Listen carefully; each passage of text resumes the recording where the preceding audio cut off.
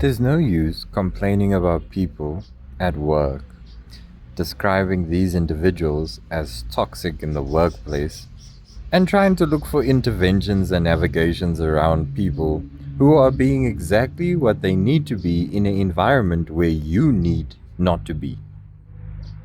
The workplace, having a job, 9 to 5, thereby the admin making other people rich, sending their kids to flippin' fancy schools, private schools, their mothers, their fathers get to go into beautiful home, hospice, care, nurses, vad.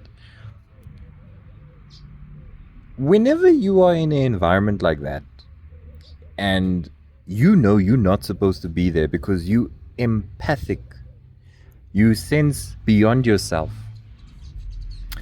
Your vibration is there to feel what you're not supposed to essentially be surrounded by.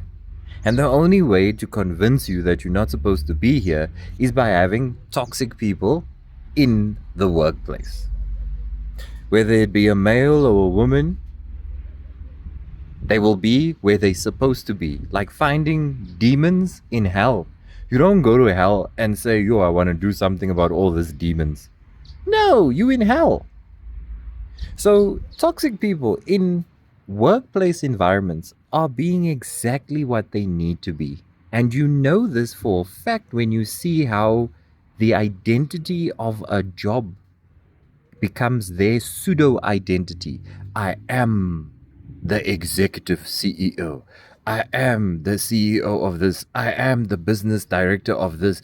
They become the constructed idea of a man-made environment, all leaning towards capitalism, not really making a massive impact in anyone's life. It is just money, money, money. Those toxic people become their title. They are not human. They're not earthling. They are far from self-actualization, and they only understand their identity pertaining to their title, their authority, their masculinity, and how they can then perform according to these pseudo titles. Now, you can't go judge a demon in hell for being a demon in hell. Just like you can't go to the workplace, something that doesn't validate the human experience, and then go chunk and cry and make videos on YouTube, TikTok, and talk about toxic environment, it needs to change. Why must it change? Why are you there? And don't you think that they are specifically there to make you realize where you are and what you're not supposed to be in terms of where you're not supposed to be in terms of your time being wasted? There must be more about you if you are noticing a pattern. Whether you go to this job, it's the same situation. Then you go to that job, same situation. Then you go to that job, same situation. This then becomes a you don't know who you are more than trying to change the environment of toxic. No, a waste dump is a waste dump. Don't chase away the flies. They are where they belong. So toxic people, materialistic people, masculine-led people, work only people, those people are there, and that's where they belong. That's their environment. That's how they buying time on earth. You who notices them, you've got more going on. You gotta self-actualize and not complain and chunk about flies being at a rubbish dump. You need to leave and then be at peace in silence to know who you are so that you can make an educated energy movement into the experience of humanity, something that grounds you deeply, not surface level assessments of people and their toxic nature and you trying to have a wonderful, comfortable time in a job.